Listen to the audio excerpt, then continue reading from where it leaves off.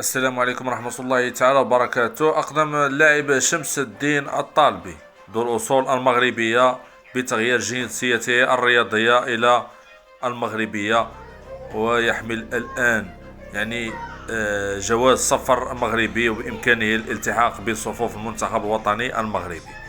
هذا اللاعب أيضا لديه جنسية بلجيكية ويلعب في صفوف نادي كلوب بروج البلجيكي. كيف ما شفتوا المقابله ديال عصبه الابطال الاوروبيه التي جمعت كلوب بروج بنادي اتلانتا الايطالي، والتالق ديال هذا اللاعب سجل في الاياب هدف والذهاب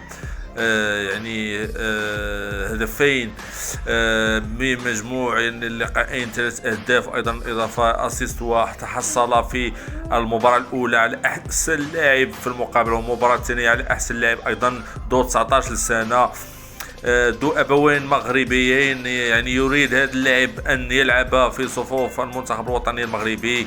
ينتظر الآن فقط إشارة من الناخب الوطني المغربي السيد وليد الركراكي. يعني يجب على المدرب أن يندى على هذا اللاعب، يعني يشغل أكثر من منصب، جناح هجومي يعني في الجهه اليسرى او الجهه اليمنى.